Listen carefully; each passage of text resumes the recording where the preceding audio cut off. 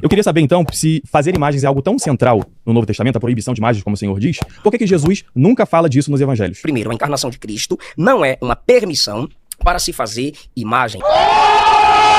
Segundo, Jesus sendo judeu, ele tinha o conhecimento prático, legal, e ele era a revelação encarnada e a aplicação e o cumprimento de toda a lei de Deus. Então, se era comum os judeus não terem imagens para culto, por que seria necessário Jesus ficar repetindo aquilo que normalmente, naturalmente, eles já praticavam? Se vocês estivessem lá, a igreja romanista, com suas práticas, óbvio que Jesus iria denunciá-los. Ele não denunciou quem colocava a tradição acima das escrituras? Tradição humana, né?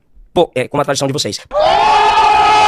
Portanto, Jesus não tinha necessidade de bater nesse mesmo ponto, porque era normal não terem imagens. Agora perceba, se ele é a própria encarnação, ele veio para cumprir a lei e os profetas, tá claro que se ele está cumprindo a lei e os profetas, não há imagens ao redor de Jesus. Não tem culto às imagens para que se conecte ao Pai que enviou o próprio Filho encarnado. E o que Jesus ensina mostra a não necessidade das imagens. A doutrina da invisibilidade de Cristo e do Espírito. Não rogo somente por esses, mas por aqueles que pela tua palavra hão de crer em mim, sem necessidade de imagens. O que ele disse a Tomé? Porque me viu, creu. Bem-aventurado quem não vê e crê. Paulo, que recebeu a revelação do Evangelho de Cristo, segundo os Coríntios 5:7, andamos por fé e não por vista. Jesus é, como você já leu, Colossenses capítulo 1, a imagem verdadeira e perfeita do Pai. Quem me vê, vê o Pai. Ver Cristo já era suficiente. Portanto, Jesus já cumpria a lei, e ele cumprindo a lei e os profetas, não havia necessidade. E, para encerrar, quando Roma, em 63 a.C.,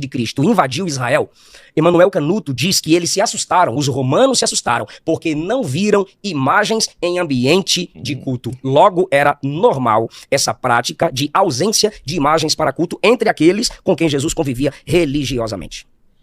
Vamos lá, réplica. É complicado isso que o senhor disse, de que não tinha imagem nenhuma no tempo dos judeus, porque a arqueologia, ela confronta isso, né? Para culto, não.